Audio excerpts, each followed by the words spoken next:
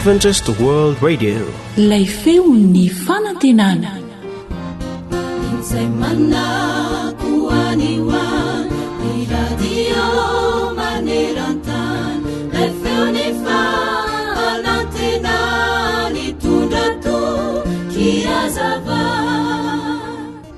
Indray andro I Idiragandi, lay olona malaza ty fandriam-pahalemana nandeha fiaran-dalamby. Raha izy niakatra ny fiaran-dalamby indrindra dia latsaka tapoka teo amin'ny lalamby ny kapany afy. Tsy azo nalaina nefa izany kapany latsaka izany raha tsy mihetsika ilay fiaran-dalamby satria latsaka tao anaty toerana tery dia tery tokoa. Inona ny zava-niseho ianao? Teo anatrihan'ireo namany ramatoa Idiragandi dia gaga sy talanjona satria nesoriny ny kapany ilany havanana ka natsipiny teo kaikin'ilay kapa ilany havia izay latsaka teo aloha. Mandeha tongotra izy izao. Raha nanontanian'ny mpiara-dia tamin'ny Idiragandi hoe nahoana no natsipiny ihany koa ny kapany ilany, dia novaliany tsotra hoe amin'izay le olona mahantra mahita ireo kiraro mipetraka ireo amin'ny lalamby ireo dia nanakapa anankiroa azo anaovany tsara. Endrim-piaino namana, impiry akory moa isika no mitana ampahany amin'ny fotsika na ilain'izay iverintsika ho misy vidiny kanefa tsy ilaintsika akory ny manome azy. Misy olona mety azo fitahiana amin'ny fandrenesana ny filazantsara manontolo, amin'ny fanandramana ny fandraisana anjara amin'ny fanompoam-pivavahana na fanolorana ny fony manontolo ho an'i Jesosy satria nomentsika ilay kiraro anankiroa izay feno. Anio ary iriny Jesosy ho azy manontolo, ho azy tanteraka ny fotsika sy ny fiainantsika ary ny fananantsika ho zaraina amin'ireo mila izany indrindra. Tsy atolotra ho azy ho valo ny fanasany ve ny fonao sy ny fitantanana ny fanananao manomboka izao. Oabodina toko 7:20 andininy 4:20 dia milaza izao indrindra. Anaka, atolory ihany fonao, areo ka ny masonao ho faly mijery ny lalako. Amen. Miteny ny Baiboly hanisan'andro no fonaina raisoao ampofaza malaina fartomotrany andro izao.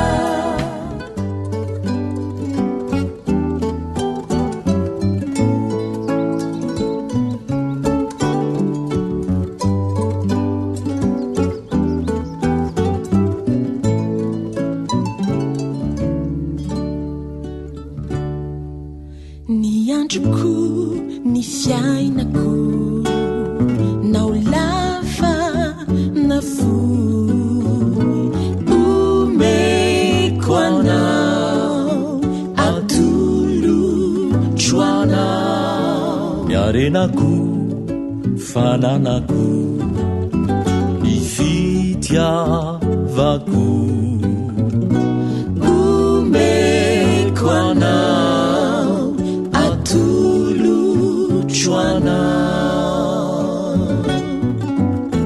miasa ny tanako ny hery ananako atolotro anao iray anompoko anao ny foko sy saiko iniatra miniaiko atokako anao iray anompoko anao.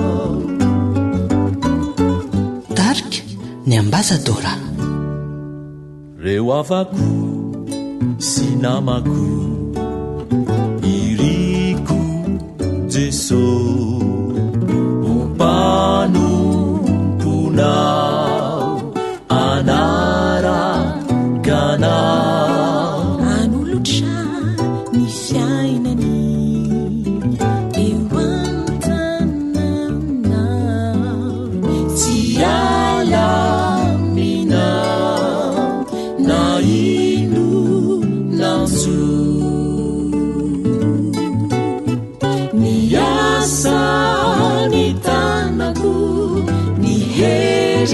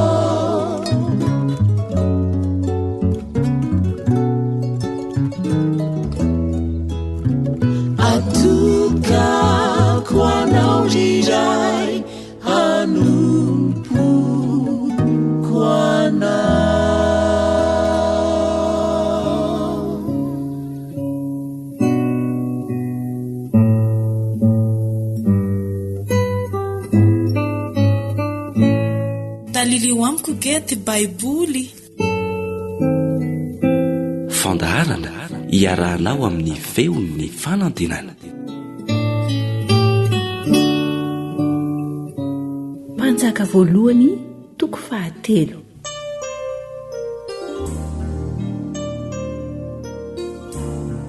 Ny nanambadiany Solomona ny zanaka vavin'ny Farao ary ny nisehoan'Andriamanitra tamin'ny tao Gibeona sy ny nangatahany fahendrena.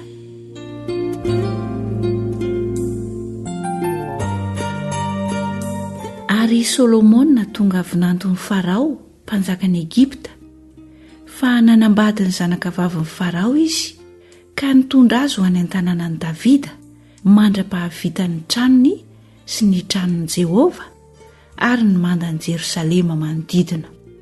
Kanefa ny olona mbola namono zavatra tao fanatitra teny amin'ny fitoerana avy any fa tsy mbola nisy trano vita ho an'ny anaran'i Jehova hatramin'izany andro izany.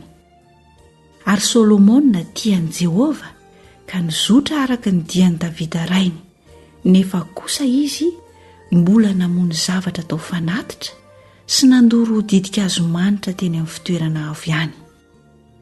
Ary ny mpanjaka nakany Gibeona hamono zavatra tao fanatitra any. Fa izany ilay fitoerana avo malaza ka fanatitra dorana 10 no nateriny Solomona teo amin'izany alitara izany. Tao Gibeona no nisehoan'i Jehova tamin'i Solomona tamin'ny nofo noho ny alina. Ary hoy Andriamanitra, angatao izay tianao homeko anao. Dia hoy Solomona, ianao efa naneho fahasoavana lehibe tamin'i Davida raiko mpanomponao araka ny nandehanany teo anatrehanao tamin'ny tsy fivadiana sy ny fahamarinana ary ny fahitsian'ny fony taminao.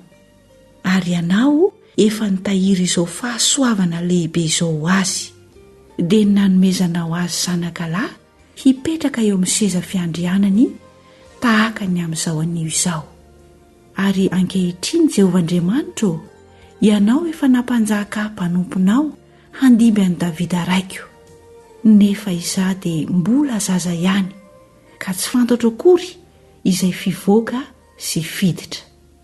Ary izaho mpanomponao koa dia ao amin'ny olonao izay nofidianao, sady olona betsaka tsy tambo isaina ary tsy hita isa noho ny amarony.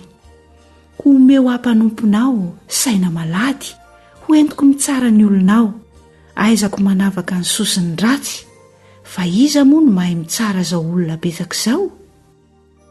Ary sitraky ny tompony nangatahany Solomona izany zavatra izany, ka dia hoy Andriamanitra taminy, satria nangataka izany zavatra izany ianao fa tsy ny ho ela velona na harena na ny ain'ny fahavalonao, fa fahaizana hitsara no nangatahanao, dia indro efa nanao araka ny teninao aho, ka indro efa nanome anao saina hendry sady mahiratra ka tsy nisy tahaka anao ny teo alohanao ary tsy hisy ho tahaka anao ny ato aorianao. Ary na izay tsy nangatahanao aza dia efa nomeko anao koa dia harena sy voninahitra ka tsy hisy mpanjaka tahaka anao amin'ny andronao rehetra. Ary raha handeha amin'ny lalako ianao ka hitandrina ny lalako sy ny didiko tahaka ny nandehanan'i Davida rainao, dia ataoko ho ela velona ianao. Ary dia nahatsiaro Solomona ka indro fa nofy izany. Ary noho ny tonga tany Jerosalema izy dia nitsangana teo anoloan'ny fiarany fanekeny Jehova ka nanatitra fanatitra hodorana sy fanatim-pihavanana, ary dia nanao fanasana ho an'ny mpanompony rehetra izy.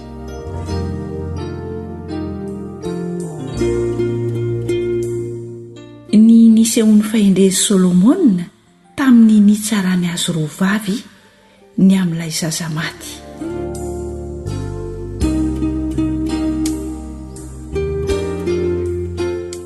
Ary tamin'izany dia nisy vehivavy tsangarona ka ao amin'ny mpanjaka ka nitsangana teo anatrehany.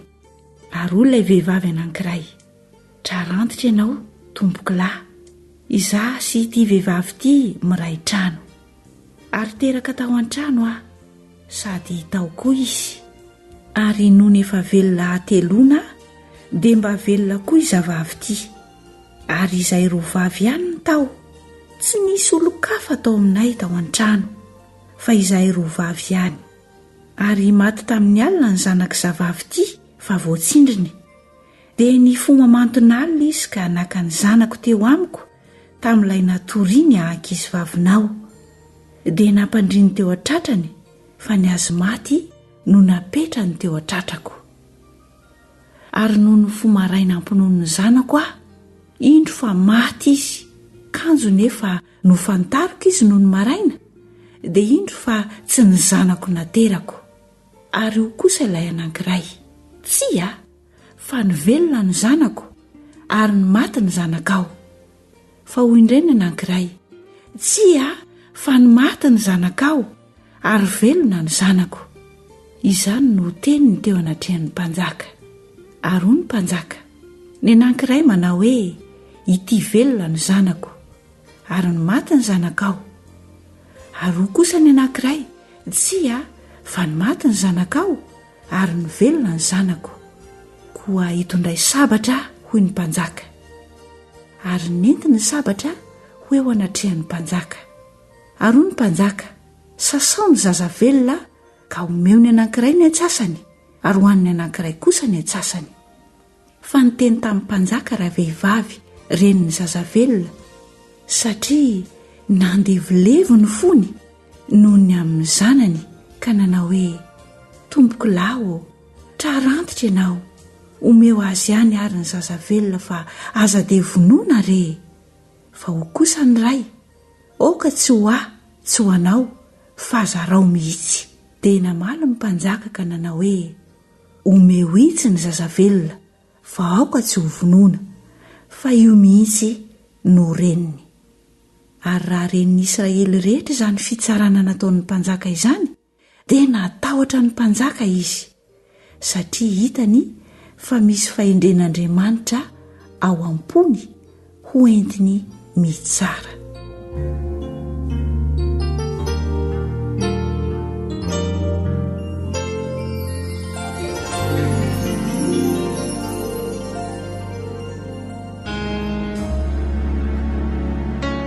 Raiso ny adresy ahafahanao mifandray aminay awr malagasy @gmail.com.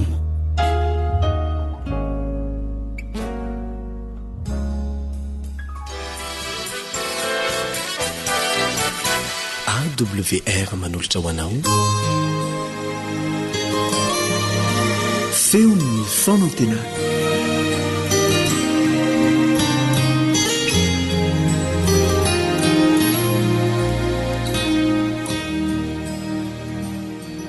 Manaraka trany nonjapehon'ny feon'ny fanantenana ianao miaraka aminao eto ny mpiaramianatra aminao Elion Andriamitanso. Milohan'ny irahantsika miditra amin'ny tsiprian'ny fiarahana mianatra dia mangataka anao mba hiaraka hivavaka aminay.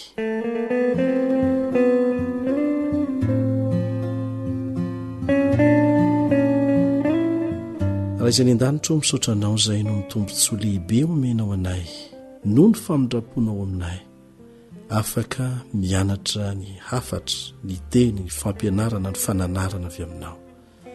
Omeo fo afaka mandray an'izany zahay, ngatahanay ny fanazavan-tsaina avy aminao, amin'ny anaran'i Jesosy, amen.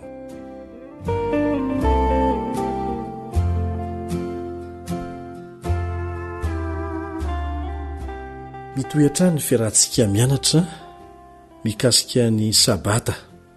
Misy amintsika izay miaino ty fandarana ity manontany hoe inona moa no mahazava-dehibe ny resaka andro anankiray natokana hiarahana mivavaka isan-kerinandro. Mety foana io na andro sabotsy na lahady na talata na larobia, mety foana io. Isika izay nanaraka tsara ny fiarah-mianatra teto dia mahatsapa tsara ny mahasaropady io resaka andro io. Ary tsy isika olombelona ny nametraka an'izany, tsy ny olombelona ny nanendry an'izany, tsy manana safidy hanova mikasika an'izany ny olombelona, tsy manana fahefanany amin'izany tsika, fa ilay Andriamanitra namorona sy namonjy antsika nametraka an'izany taoriana ny famoronana.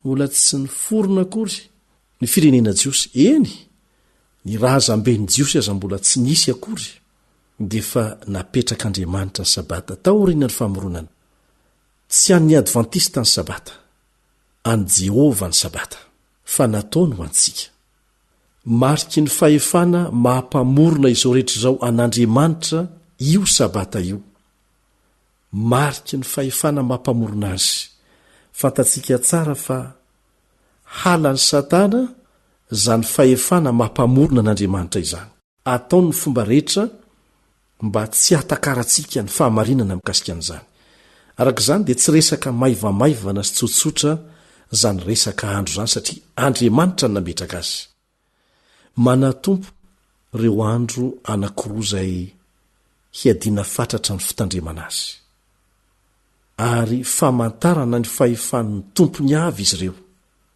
efa aditranainy izy io kanefa miseho amin'ny endriny moderna fotsiny zany ankehitriny ireo mpivavaka amin'ny bala na mpivavaka amin'ny masoandro zany eo ireo mpanompo sampy ny lazana azy tamin'izany fotoana izany no nanokana andro anankiray ampiavaka azy dia nataony hoe androny masoandro zany andro zany na ny sunday sun masoandro day andro zareo no nametraka an'izany ho androny hampiavaka ny mpivavaka amin'ny masoandro amin'ireo mpivavaka kristianina efa trany ambolohany zany ary ny mpandalina ny tantara dia mahalala tsara fa satana no mibaiko ny hetsika raha-mpivavahana rehetra natao ho an'ny bala misy sorona atao ho an'izany fotoana izany sorona atao ho an'ny satana olona no atao sorona andriamanitra maty namela ny tenany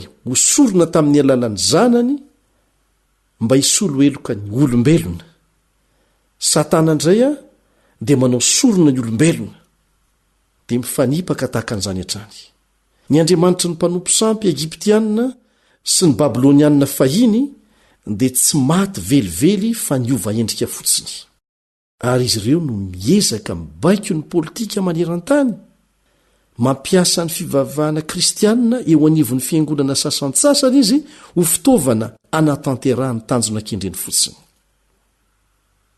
misy fanontaniana fampietreretana mba atao amintsika ity raha tsy misy dikany izay resaka andro dia nahoana ary natao lalàna mihitsy ny fampanajana ny andro alahady na any Eropa na any Etazonia ary efa manomboka atao koa zany amin'ny faritra hafa nahoana zany no atao lalàna mihitsy raha tsy misy antony lehibe ary efa voalaza amin'ny baiboly melobe ny siny zany melohany eviany Jesosy eny amin'ny rahony lanitra ka azagaga ianao raha ilazana fa hitatra maneran-tany ny fampiarana an'izany ho lasa lalàna iraisam-pirenena mihitsy ny fanerenany olona hitandrina an'izany na mpivavaka izy na tsy na kristianina izy na tsy misy antony aho ary tsy ny kristianina zay tsopo mivavaka amin'Andriamanitra no ao ambadika izany rehetra izany fa ireo mpivavaka amin'ny bala izay niditra antsokosoko ampitaka eo anivon'ny fiangonana ary mametraka an'izany ho lalàna ny ova endrika fotsiny ny fivavahana amin'ny bala fa manana hery tsy tapesipeseny izy eto amin'ity tany ity ary ny tena mahatalanjona ny maro dia ity loi dominicale no anarana entsonan'izany lalàna izany zany hoe lalàna ara-pivavahana mihitsy antony ara-pivavahana zany no antony nametrahana azy fa tsy tompontsoa ho an'ny daolobe zay mifangaro ao na mpivavaka na tsy na silamo na indo ninonina ary tsy misy fanazavana mihitsy mikasika ny fametrahana azy fa tsy maintsy atao fotsiny fanipaka amin'ny fahafahana ara-pivavahana zay arovan'ny firenena mikambana mafy dia mafy mihitsy atram'izay ka hatram'izao zany toejavatra zany na inona nefa ezaka ataon'olombelona hanapotika izay napetraka Andriamanitra dia ho ezaka verimaina ihany zany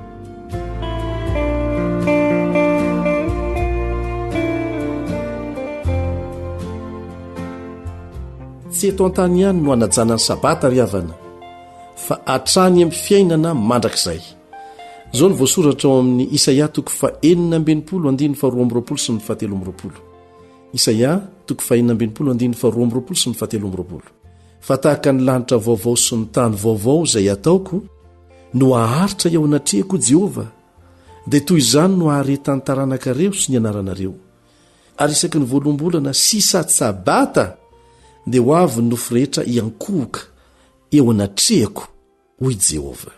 Tonga avy any amin'ny fireneny rehetra izy ireo, hiara-midera hanome haja sy voninahitra ao an'Andriamanitra, satria taranak'olombelona iray ihany izy ireny, mpiray tampo amin'ny ankonana iray ihany, samy noforon'Andriamanitra. Hiara-midera amin'ny fomba manokana ny Kristy izay nahary ny lanitra sy ny tany isika rehefa tonga ny sabata. Midera arytsika isan'andro, fa amin'ny fomba manokana nanaovana an'izany rehefa sabata. Hiaraka isika hidera sy ankohaka amin'ny ray sy ny zanaka ary ny fanahy masina. Mety ilaza zao teny zao angamby ianao any an-tsainao any hoe vaovao amiko zany. Fantatra nefa fa tokana ihany ny fanirianao, maniry ny anaraka an'i Jesosy sy anao ny sitrapony ianao. Tsy ho sahinao ny anadino izay nasain'Andriamanitra ho tsarovanao. Rehefa fantatrao fa nanoratra ny didy folo tamin'ny ratsan-tanany mihitsy teo ny vato fisaka zany Andriamanitra mpamorona izany. Ary ny anankiray amin'izany didy zany, eny ny anankiray ihany ao anatin'ny didy folo ny misy hoe mahatserova. Matoa Andriamanitra mametraka an'izany hoe mahatserova izany, dia satria mety ho adinontsika mora foana zany.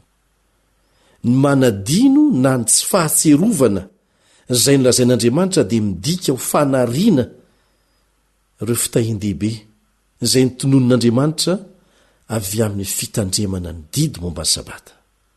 Misy fitahiana manokana omena izay mitandrina an'izany sabata izany ho fahatserovana mampamorona azy an'Andriamanitra. Mazava ny didy momba ny sabata manerana amin'ny Baiboly. Ny anarantsika teto fa nataon'Andriamanitra ho famantarana ho amin'Andriamanitra sy ny olony ny sabata. Hitantsika izany eo amin'ny Ezekela 20:12 sy 20. Ezekela 20:12 sy 20. Nataon'Andriamanitra famantarana aminy sy ny tena olony ny sabata. Io olony io tsy hoe adventista, tsy hoe protestant, tsy hoe katolika na anarana hafa, fa olony. Mety ho adventista ianao fa tsy manaja ny sabata arak'izay nametran'Andriamanitra azy. Manasa ny olombelona rehetra Andriamanitra hatsiaro ny maha-Andriamanitra mpamorona azy amin'ny alalan'ny fanajana ny sabata. Nitandrina ny sabata avokoa ny mpino rehetra tao amin'ny testamenta taloha.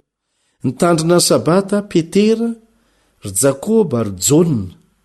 Nampianatra ny ray tanàna hitandrina ny sabata ny apôstôly Paoly. Nitandrina ny sabata avokoa ny mpino rehetra ao amin'ny testamenta vaovao. Ary Jesosy dia nanome ohatra ny amin'izany. Nivavaka tamin'ny rainy araka ny fanao ny isan'ny sabata izy dia mandeha makany. Fantany tsara fa ireo mpitondra fivavahana tao amin'ny sinagoga ireo no hanenjika sy anombo azy eny amin'ny hazo fijaliana. Fantany tsara fefa diso lalana azy izy ireo. Fa izany akory tsy natonga an' Jesosy hiala tao amin'ny sinagoga. Ny fanavaozana nentiny dia nataony tao amin'ny sinagoga. Ary isan'ny sabata izy dia tonga tao amin'izany sinagoga izany, nandray anjara tao amin'ny fiangonana. Ahoana hoy Jesosy? Raha tia ianareo dia hitandrina ny didiko. Raha mahita ny hatsarana mahagaga ny sabata isika dia resy ny fitiavana ny Kristy ny fotsika. Hitomany ao anatintsika lalao isika ary hiteny hoe hanaraka anao ary mpamonjiko. Jesosy eo na dia mety samy hafa amin'ny hevitry ny be sy ny maro azy zany, satria izay ny sitraponao. Ianao ange tsy mivavaka amin'ny be sy ny maro fa mivavaka amin'ilay Andriamanitra izay namorona izao tontolo izao. Azonao ataony mivavaka hanapa-kevitra hanaraka ny sitrapon'Andriamanitra, satria tsy miankina amin'ny demokrasia ny fiakaranao makany an-danitra. Ny fitsarana izay miandry ianao dia tsy miankina amin'ny demokrasia, fa miankina amin'ny safidinao manokana izany. Zavatra tokana ihany no aoka ho iriny fonao, dia ny fahamarinana mazava tsara voalaza amin'ny Baiboly. Tsy azonao atao ny anilika ny fahadisoana izay raisinao andraisanao fanapa-kevitra amin'ny hafa na mpitondra fivavahana izy na amin'ny atoko-mpivavahana mivavaha tahaka an'izao zavatra ray ihany no ireny foko jesosy io hanaraka ny sitraponao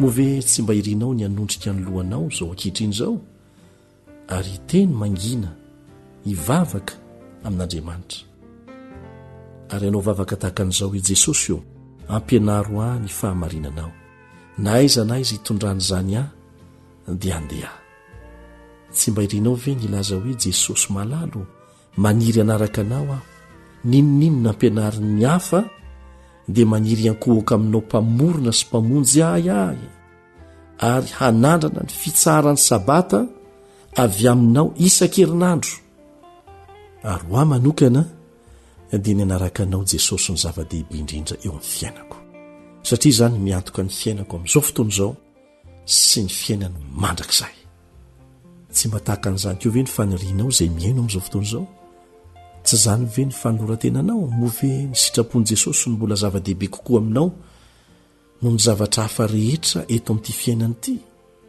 mivavaka ho anao zahay mba handraisanao fanapa-kevitra izay fanaraka amin'ny sitrapon'Andriamanitra amen.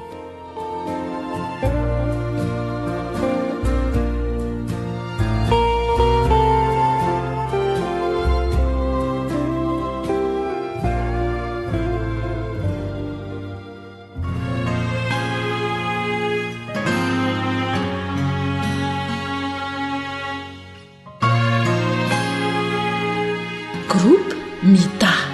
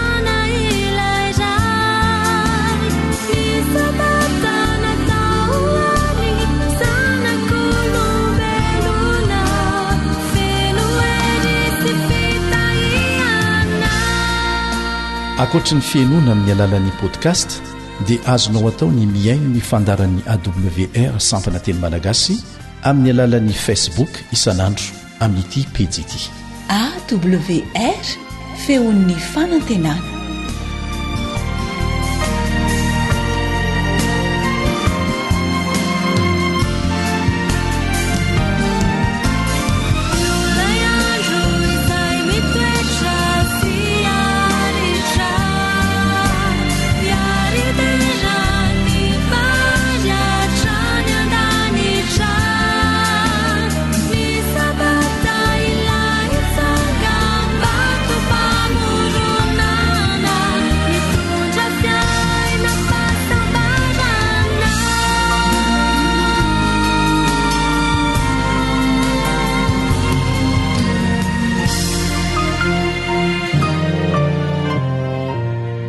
AWR mitondra fanantenana isanandro ho anao.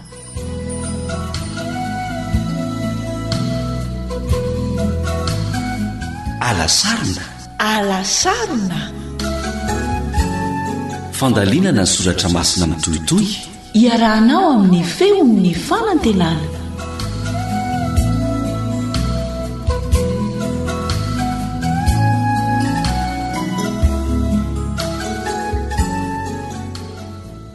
miarabanao namananary ary miaraba ny mpiainontsika ihany koa. miarabanao kalebandriatsikivy dia fa miaraba ihany koa amin'ny mpiaino mpiara-mianatra mitohitohy an'ity fianarana baiboly ity. Ny lesona ho alalentsika niondray dia ny hoe misy lanjany amin'Andriamanitra ve ny fiainako.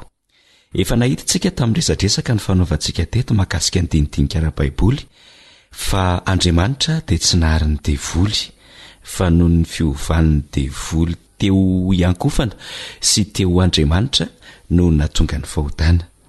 Idirantsika lalindalina kokoa ary androany hoe izy ary zany ny tompona andraikitra ny fahotana.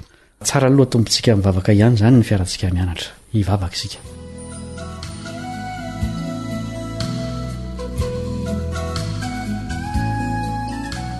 Rainay izay ny an-danitra misotranao izay satria mbola omenao tomponandro azahoanay mianatra ny teninao satria famonjena ny teninao. Mety izy ianao niraka ny fanahinao anazava izany teny izany amponay tsiraray avy ary omeo hery izahay azahoanay mitandrina sy mankatoa ny teninao. Amin'ny anaran'i Jesosy no angatanay izany vavaka izany. Amen.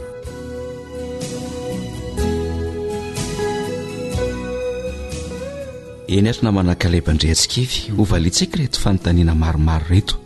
Ao anatin'izany no hoe iza tokoa moa ny tompona andraikitra ny fahotana e? Dia eo ihany koa no hoe ny azo fijaliana no mahatanteraka ny famotehana ny fahotana. Ary any amin'ny famaraparana antsika dia hijery ihany koa ny amin'ireo vahaolana nomen'Andriamanitra antsika mahakasika an'izany olana fahotana izany. Izy ary no tompona andraikitra ny fahotana. Fa naninona moa Andriamanitra ny tsy nahary voary tsy afaka manota?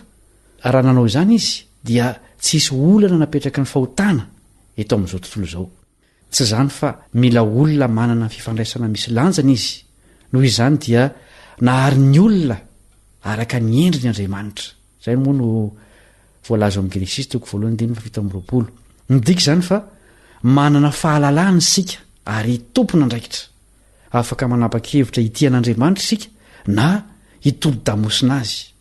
Nataon'Andriamanitra voajanahary ao anatin'ny anjely sy ny olombelona rehetra tao anatin'ny taranaka ny fandimby ny toetra manam-panahy sy fahafahana mandray ny safidy tena marina. Marina izany satria ao amin'ny Josoa 4:20 dia manambara amintsika manao hoe fidionareo anio ary izay hotomponareo. Nametraka fiakana tamin'ireo voary nohariny araka ny endriny tokoa Andriamanitra. Ifidiny anao ny marina satria ny fahafahana misaintsaina napetraka tamin'izy ireo no nanana ny hery anakana azy tsy ara-ny vokatry ny tsy fankatoavana sy ny fahotana. Ny voary izay manana hery ahafahana misaintsaina sy misafidy ihany mantsy no mahatsapa ny tena atao hoe fitiavana. Maniry fatratra morona olona izay afaka mahatakatra sy mankasitraka ny toetrany tokoa Andriamanitra. Amaly izay nataony amin'ny alalan'ny fitiavany ireny olona ireny ary ho feny fitiavana ny hafa ihany koa. Tezara ny fitiavana aoka izany Andriamanitra ka vonina hiatrika izay rehetra tsy ampozina mety hitranga mihitsy izy tamin'ny alalan'ny famoronana anjely sy olona afaka misafidy. Fantatr'Andriamanitra fa ndray andro any dia mety misy safidy ny tsy hanompo azy ndray amin'ireo voary izay nohariny. Ny devoly aloha izany ny voary voalohany nanao an'izany safidy matsiraviny izany teto amin'ity tontolo misy antsika ity. Ny devoly izany no niandohan'ny olana lehibe vokatry ny fahotana araky ny voalaza ao amin'ny jaona 9:7 sy ny jaona 1:7 kanefa nisy vahaolana avy amin'Andriamanitra ka lebandreantsika no men'Andriamanitra dia ny azo fijaliana. Marina tokoa izany. Inona moa no antony nahatonga an'Andriamanitra tsy nanimba ny Losifera talohan'ny niparitahany aretin'ny fahotana avy taminy? Ny fanirana tamin'ny fahitsiny fanjakan'Andriamanitra Losifera, nilaza lainga momba an'Andriamanitra izy. Raha toa izany ka nipoten'Andriamanitra teo eo Losifera dia ho nanompo azy tamin'ny tahotra ny anjely fa tsy tamin'ny mpitiavana. Mety nandiso ny drafitr'Andriamanitra tamin'ny famoronana ny voary koa izany, satria natao lohalaharina teo amin'ny voary ny fahafahana misafidy. Ahoana izany no tena hamantaran'ny olona iray hoe ny lalàn'Andriamanitra ny tena tsara indrindra? Nomen'Andriamanitra tombontsoa aneho ny fomba fiady ny Satana. Izany no antony nanomezany azy tombontsoa haka-fanahany Adama sy Eva. Izany hoe ity planeta tany ity izany no lasa sehatra ny fanoheran'ny toetra ny Satana sy ny endriky ny fanjakany tamin'ny toetra n'Andriamanitra sy ny endriky ny fanjakan'Andriamanitra. Iza ary marina, iza ny tena azosika hitokiana. Namitako aok'izany Losifera ka nila fotoana naharitra mihitsy ny voary teto amin'izao tontolo izao izay vao resy lahatra tanteraka ny amin'ny mahazava dozany safidy omeny Satana. Amin'ny farany anefa dia ho hitanisam-batan'olona fa fahafatesana ny tambony ota ary fiainana mandrakizay kosa no fanomezam-pahasoavana avy amin'Andriamanitra ao amin'ny Kristy Jesosy tompontsika. Voalazan'ny Romana 9:7 na manankalebandreantsika izany toko sy andininy mitondra fanantenana izany. Marina izany. Amin'izao fotoana izao sika dia mametraka ny fanontaniana toy ny teo hoe nahoana ny tsy nipotehan'Andriamanitra avy hatrany Satana? Fa amin'ny farany sika rehefa tafahoana amin'ny mpamonjy antsika dia hifaly sika ary anonona ilay teny eo amin'ny Apokalipsy 10:7 manao hoe lehibe sy mahatalanjona ny asanao tompo ô Andriamanitra tsy to, mahitsy sy marina ny lalanao ry mpanjaka mandrakizay, ary ny firenena rehetra ho avy ankoka eo anatrehanao fa efa nahariary ny fitsarana marina nataonao. Rehefa mazava amintsika olombelona tsara izany ny toetra mahafaty ao amin'ny fahotana sy ny toetra manimba ao amin'ny fihevitry Satana, dia azon'Andriamanitra simbana amin'izay Satana sy ny fahotana. Dia voatery hanimba an'ireo izay mikiry hanohitra ny fahasoavany sy mendany amin'ny safidiny Satana ihany koa Andriamanitra. Irian'Andriamanitra mafy izany aloha ny amany olan'ny fahotana sy ny fahoriana tahaka ny faniritsika fatratra hanaovany an'izany ihany koa. Miandry nefa Andriamanitra mandra-pahatonga ny fotoana fahantena mamongotra tanteraka an'izany ary mandra-pitehirizany fahalalantsika sy hanakana ny ratsy tsy isy eo intsony. Azo antoka hoe fanapotehana ny Satana sy ny asany eo. Nampananten'Andriamanitra fa amotika amin'ny fahotana mandrakizay amin'ny alalan'ny fanadiovana ny lanitra sy ny tany amin'ny afo. Zao no lazain'i Petera 2:7-10. Kanefa isika araka ny teny fikasany dia manantena lanitra vaovao sy tany vaovao izay toeran'ny fahamarinana. Tsy azo zao tontolo zao intsony ny fahotana. Iseho mazava tsara ny vokadozan'ny fahotana ka to ahatsiravina mandrakizay ny tsy fankatoavana an'Andriamanitra.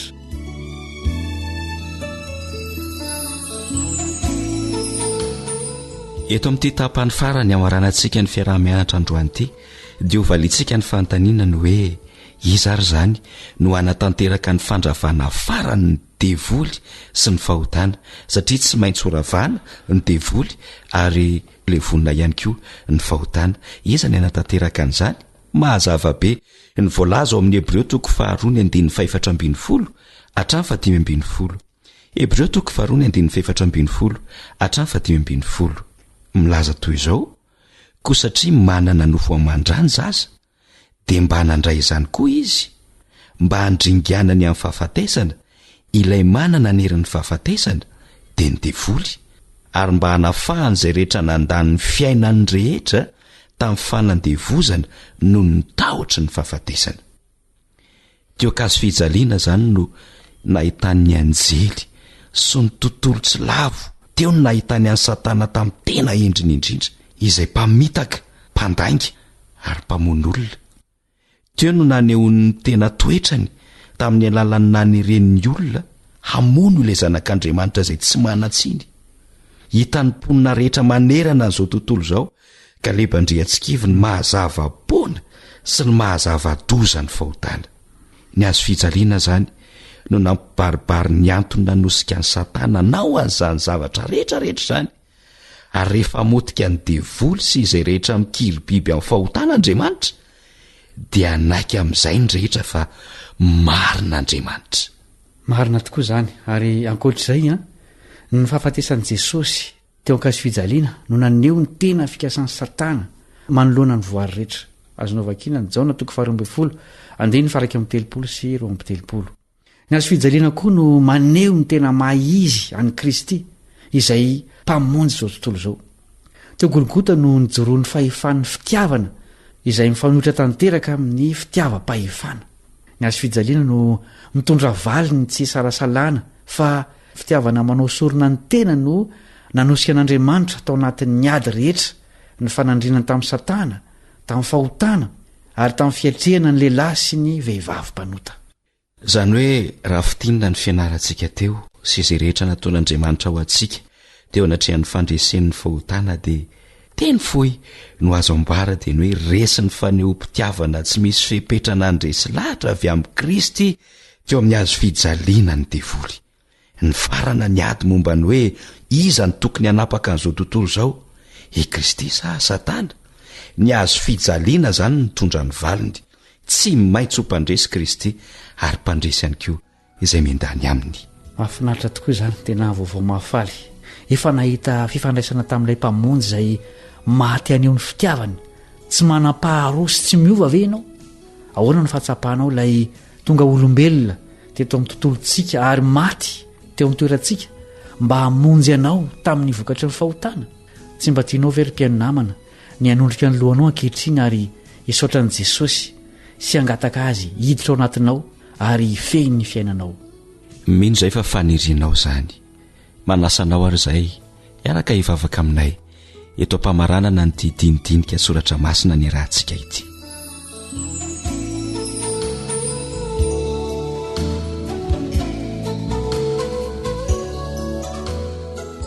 Rainay eo izay ny an-danitra misaotra anao izay fa namonjy anay ianao.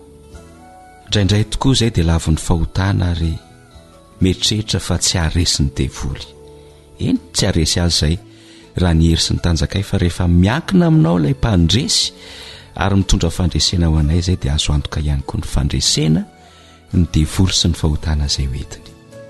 Dia taio izahay mba hiandany aminao ary hitondra fandresena mandrakizay ho anay ihany koa izay. Amin'ny anaran'i Jesosy. Amen.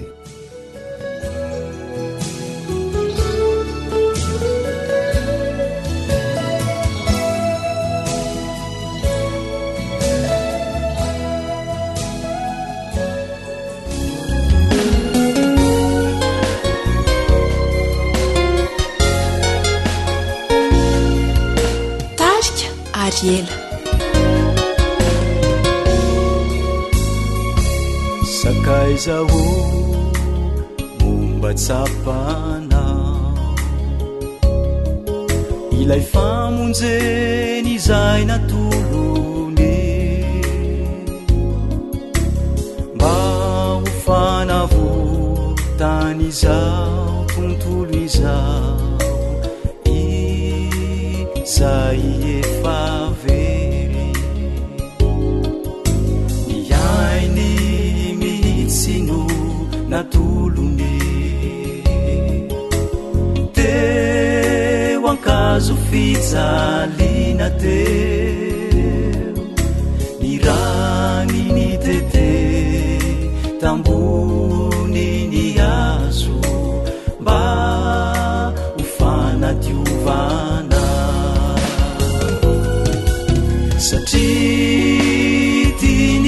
lotsiana tena tolony ny ainy hoana omba raisore raha sitraka savelanao verimaina ve ny rany sakaizao momba tsinjona jesosy niaritra irery tambony nya sofijalina teo mba famonjenana loany nisy satrotsilo nivatany fenoratrako ireny retrire niaretany avoko satria tiany lotriana satria tiany lotriana tena tolony ny ainy hoana omba raisore raha sitraka savelanao verimaina ve ny rany ny feon'ny fanantenana fanantenana téléphone 034 06 797 62 033 37 16 13 omba raisore sitraka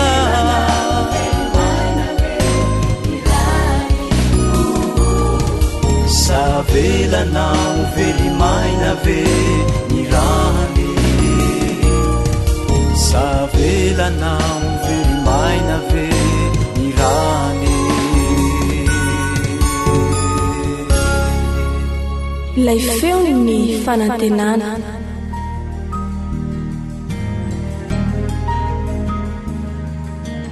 faniteninao no fahamarinana taridalana manokana fianarana baiboly avoaka ny fiangonana advantista maneran-tany iarahanao amin'ny feon'ny fanantenana sy ny departementany sekoly sabata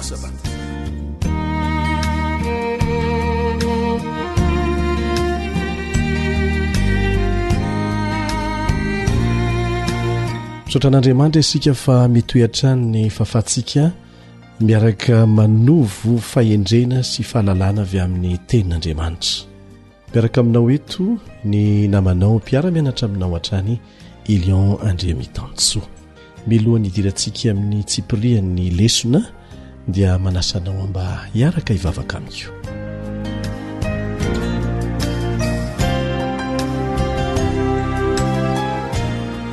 raha ny izay ny an-danitro misaotranao satria tsy takatry ny sainay ny fitiavanao anay isan'andro ny famindraponao aminay ny fahasoavana raha atao amin'ny teny indraimbava raha eo misaotranao izay nazona lazaina mangataka famelan-keloka feno zahay ampio izay mba ho afaka miaina amin'ny fiainana mifanaraka hatrany amin'ny sitraponao angatahanay ny fananao masina mba hitaridalana anay raha hiditra indray amin'ny fiarah-mianatra ny teninao zahay mangataka anao izay mba hanazava ny sainay hampianatra anay ary andresy lahatra anay ny amin'izay tianao ho fantatray sy hiainanay amin'ny anaran'i Jesosy amen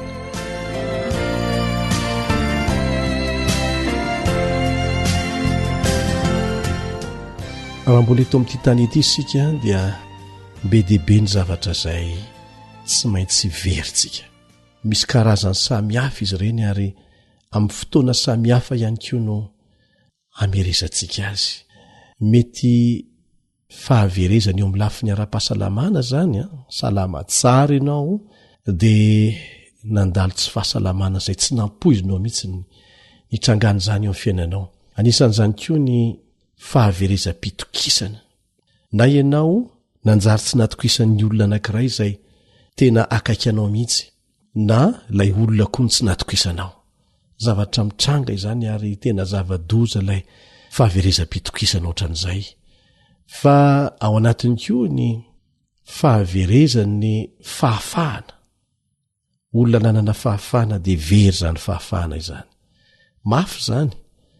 Fa andeha ho jerentsika tsirairay izy ireo mandritra ny andro vitsivitsy. Inona lazainy ten'Andriamanitra mikasika an'izany ary ahoana ny fomba hiatrehanan'izany, inona ny vahaolana omen'Andriamanitra antsika amin'ireny toe-javatra rehetra ireny izay tsy tiantsika kanefa tonga tampoka eo amin'ny fiainantsika. Mety avy amin'ny fahalemetsika ilay izy, mety avy amin'ny hafa, fa na avy amin'inona na avy amin'inona dia vokatry ny fahotana izany rehetra izany. Ny andininy izay ny fantenana mba ho ataontsika tsy anjery dia amin'ny Filipiana 4:7 no ahitanao azy. Filipiana 4:7 izay mivaky hoe eny tokoa fa ataoko faty-antoka avokoa ny zavatra rehetra no ny fioarany hatsarany fahalalana ny Kristy Jesosy Tompoko, izay niaretako ny faty-antoka ny zavatra rehetra ka ataoko taimboraka ireny mba hahazoko any Kristy. Averintsika indray mandeha eny tokoa fa ataoko faty-antoka avokoa ny zavatra rehetra no ny fioarany hatsara ny fahalalana ny Kristy Jesosy Tompoko, izay niaretako ny faty-antoka ny zavatra rehetra ka ataoko taimboraka ireny mba ahazoko any Kristy. Ny apôstôly Paoly nanao zany fanambarana izany. Raha atao amin'ny teny indray-mbava ny zavatra noresahany dia izao, tsy maty antoka velively izy. Navelany zany ho toy ny faty-antoka ny arena eto amin'izao tontolo izao, ny voninahitra eto amin'izao tontolo izao, satria be lavitra noho izany no miandry azy rehefa manana an' Jesosy izy. Fantaniana apetraka amintsika mpiara-mianatra ity. Fantatrao ve ny zavatra nitranga rehefa nihinana ilay voankazo voarara i Adama sy Eva tao amin'ny saha Edena? Fantatrao ve ny vokatra izany? Ny faty-antoka voalohany izay tsy maintsy nahazo azy ireo dia izao, ilay tsy fananany tsiny teo dia very ny tanteraka. Very ny tanteraka ilay fiainana tsy nisy tsiny. Ary vokatra izany dia lasa nakatoerana tao anatin'izy ireo indray, tao anatin'ny fiainan'izy ireo, ny fitiavan-tena, ny fifandirana, ny fifanomezan-tsiny, ny faniriana ife sy anjakazaka amin'ny hafa sy ny sisa. Tsinona izany fa ireo toetra fototry ny olana rehetra eo amin'ny fiainantsika ankehitriny. Ireo no nisolo ilay tsy fananatsiny ny ainan'izy ireo teo aloha.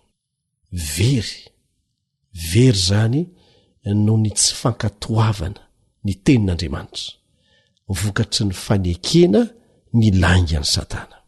Fotoana fohy taorianany nanontany Adama sy Eva dia nanatry maso ny fahaverezan'ny aina voalohany koa Adama sy Eva.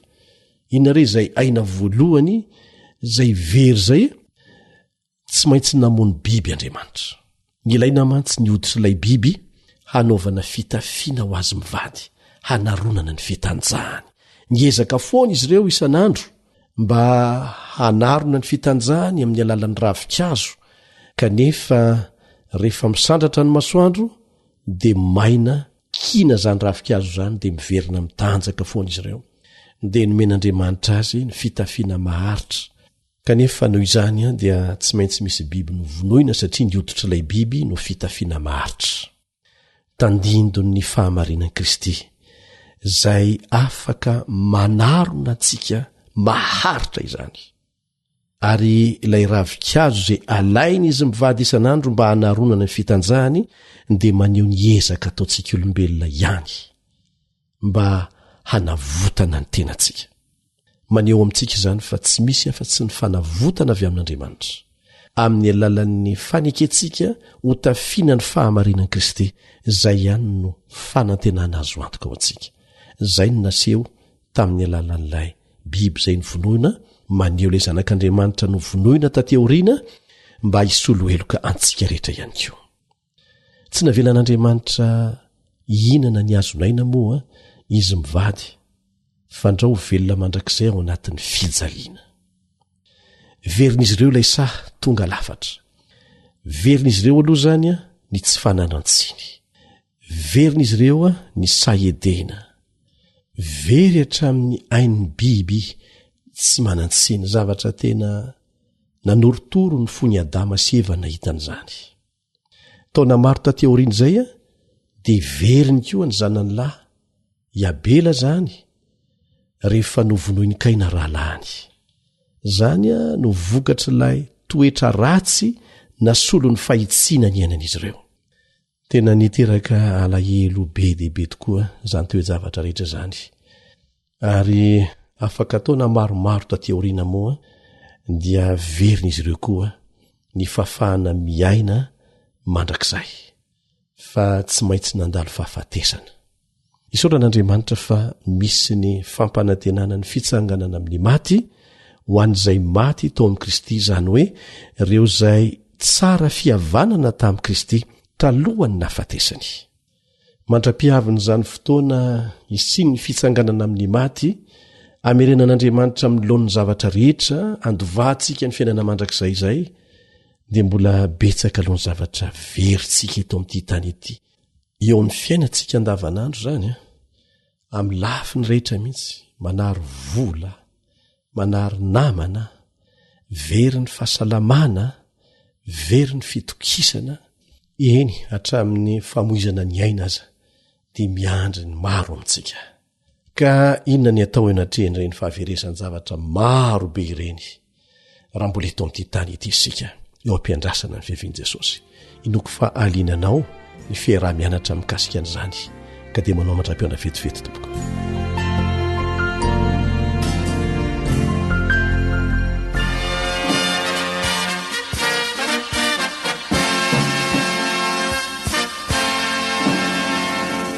Adventist World Radio, The Voice of Hope.